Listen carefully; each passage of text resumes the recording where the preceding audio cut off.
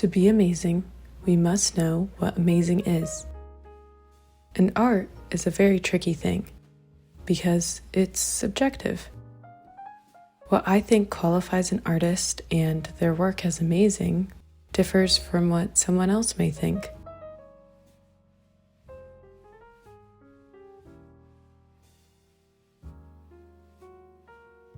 There is no hard definition for what makes artwork good or great.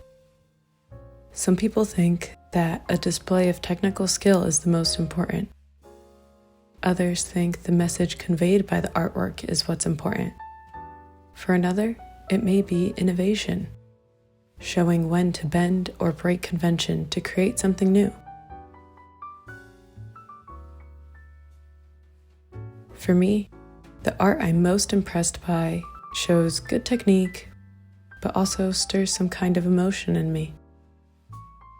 When I look at pieces like these, I am floored by their technical skill, but I also feel inspired by the beauty of the end result.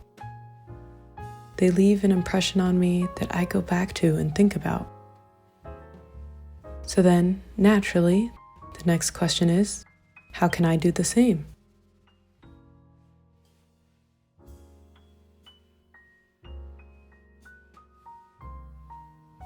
Identifying any commonalities in the artwork I like and including them into my own art is a great place to start.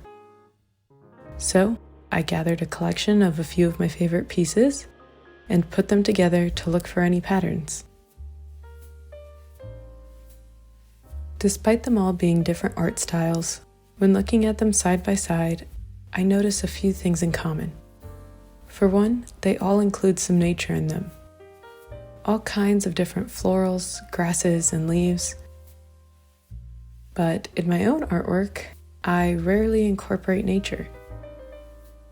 Another thing I notice is that I love pieces with people as the main subject.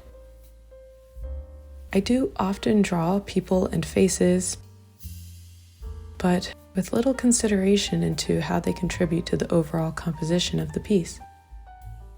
Okay, but that's not all.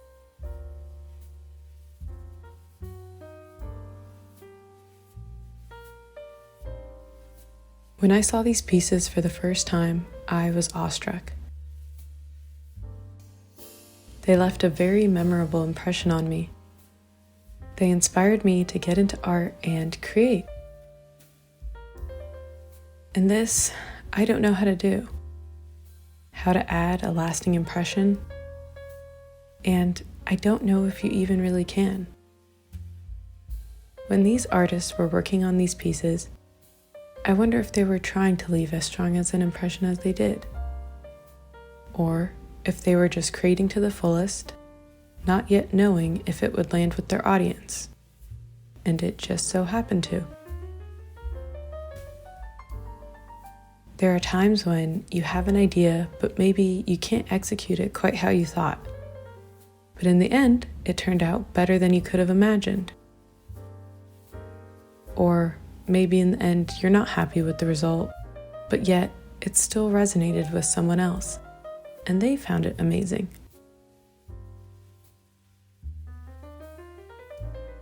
So, the answer as to why I will never make amazing artwork is because it's not for me to decide.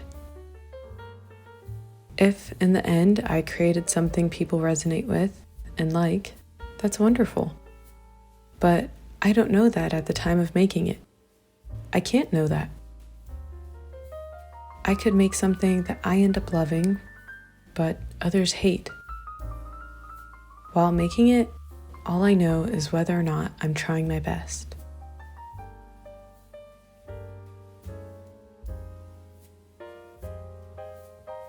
When you're starting something new, you're in the unknown. Even if you're confident going into it, you don't know how it will turn out. And that's part of the fun. It can be easy to feel discouraged with art because there is no end.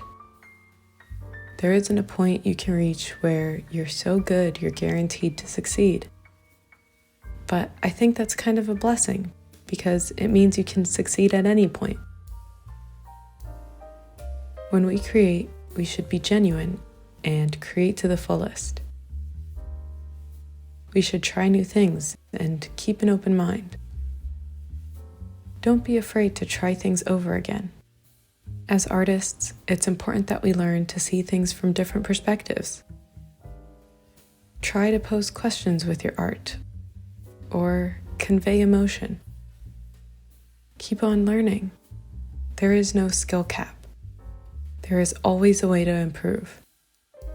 There's perspective and composition, color theory, anatomy, and more. All of these things come together to create art. And the possibilities are endless. When we create, we're not looking to make amazing. We're just creating art. And each time we try, maybe, just maybe, we'll end up with something amazing.